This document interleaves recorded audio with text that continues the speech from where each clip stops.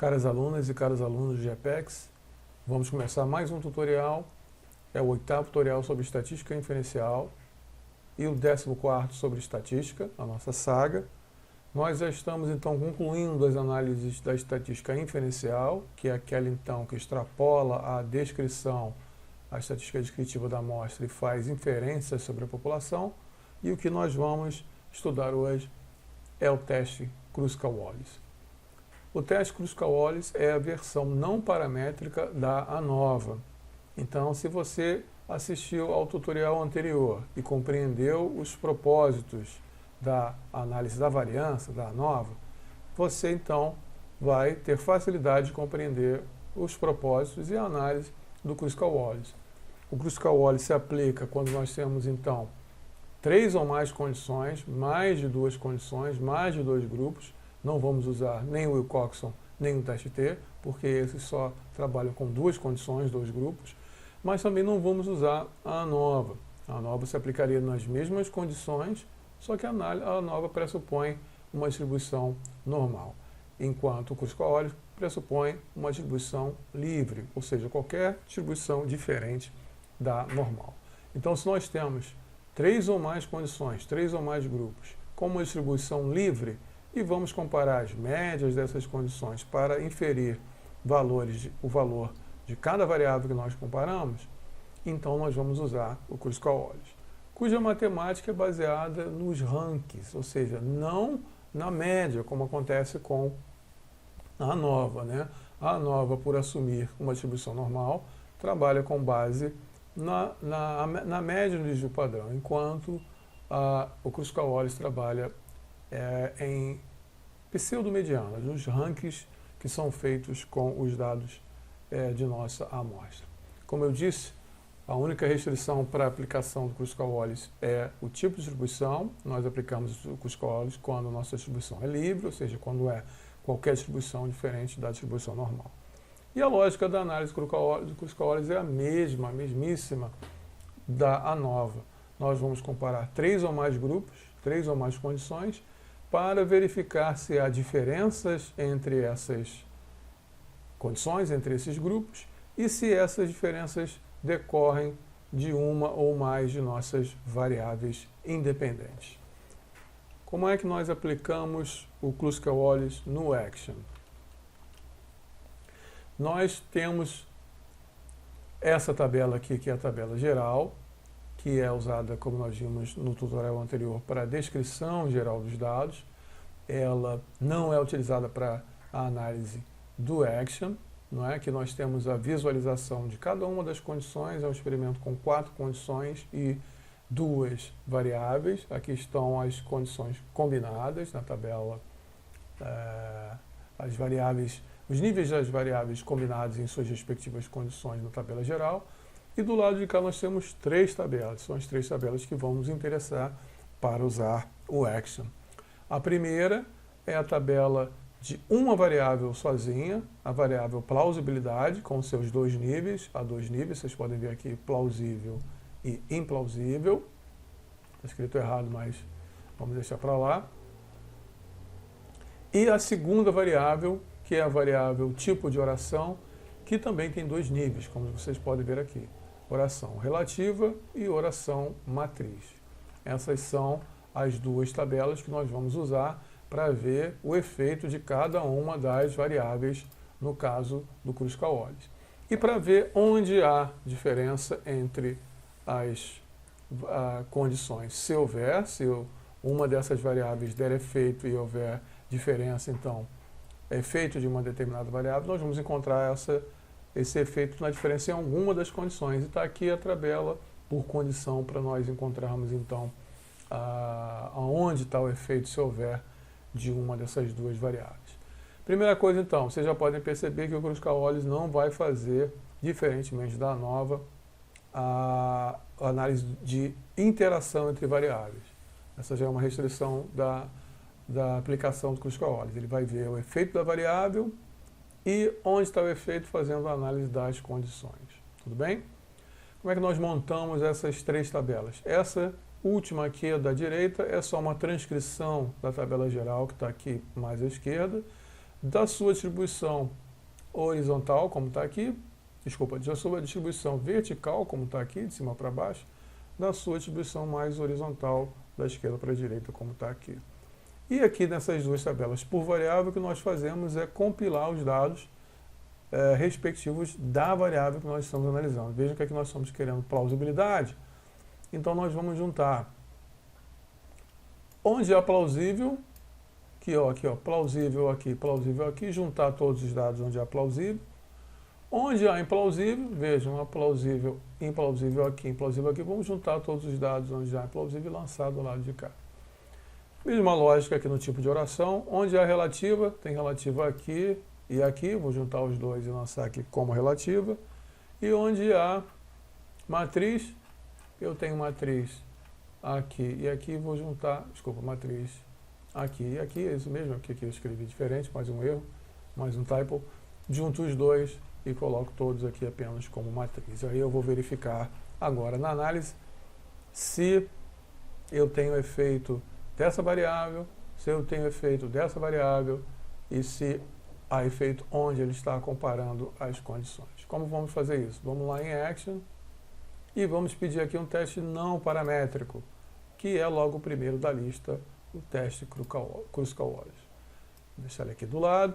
O que eu tenho que fazer é bem parecido com o que nós já fizemos em outras partes do curso, nessa nossa sequência de tutoriais. Vou selecionar todos os dados aqui da primeira variável com o seu tempo de reação respectivo, a variável dependente, inclusive o título. Vou até lá embaixo, mantenho pressionado com o botão esquerdo.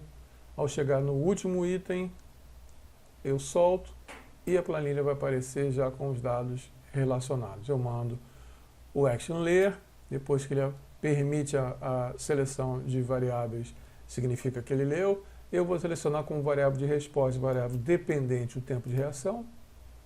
E o grupo, a minha variável independente que eu quero analisar, que é a plausibilidade.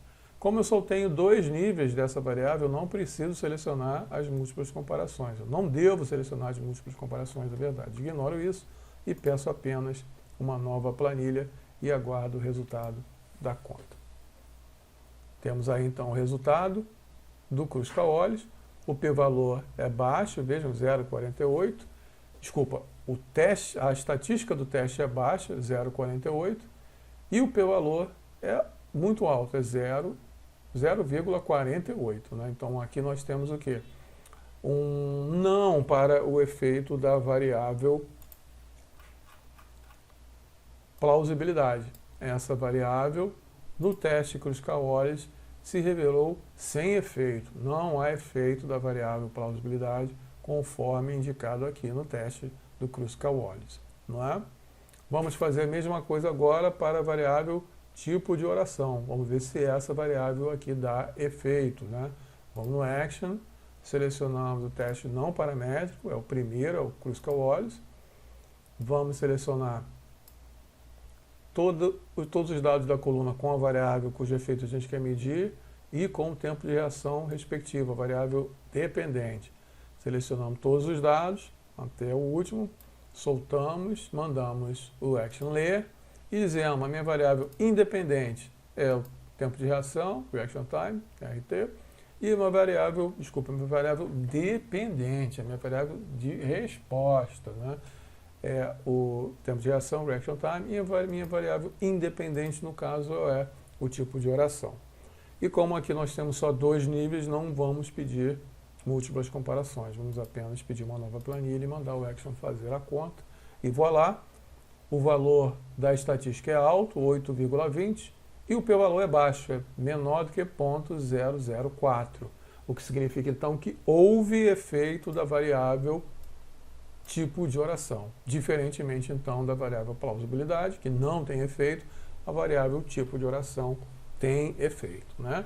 Bem parecido com o que nós acabamos de ver lá no tutorial da 9. Inclusive, o resultado é o mesmo. Né? A única diferença aqui é que nós não vamos poder fazer a interação, porque o Kruskal-Wallis tem essa restrição.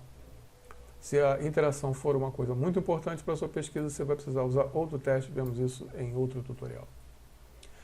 Bom, então há um efeito, a gente pode querer encontrar em qual condição esse efeito se revelou. Então, para isso, nós vamos usar essa terceira tabela, em que os dados estão dispostos por condição, e realizar o mesmo procedimento. Selecionar estatística não paramétrica e o teste de Kruskal-Wallis.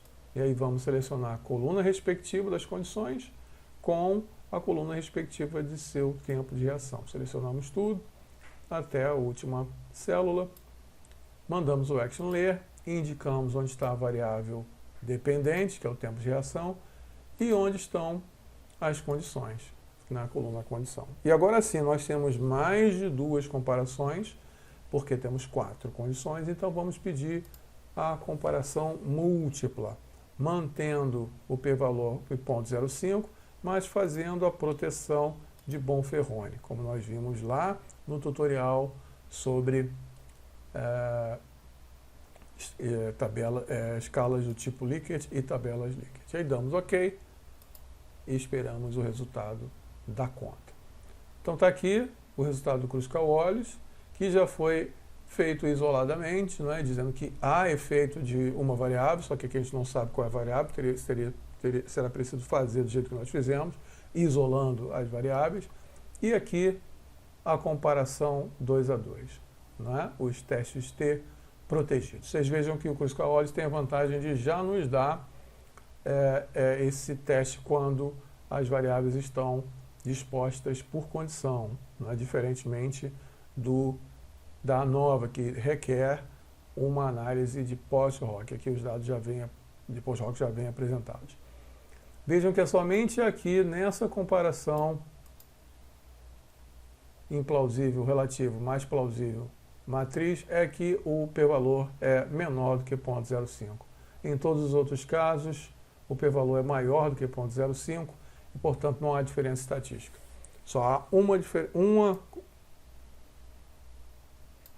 uma dupla de condições em que o efeito ocorre, nas demais, não. Então, nós temos aqui, para esses dados específicos da análise de Kruskal-Wallis, efeito apenas da variável de interação, apenas na variável tipo de oração, e essa diferença aparece em apenas um contraste de duplas de condição, entre o implausível da relativa e o plausível da matriz, né? Nas outras condições comparadas em dupla, essa distinção não acontece.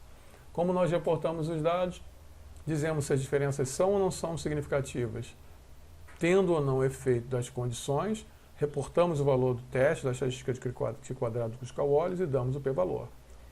Se o p-valor é alto e a estatística é alta e o p-valor é baixo, a diferença é significativa. Se o p-valor é alto e a estatística é baixa, é o inverso. A diferença não é significativa.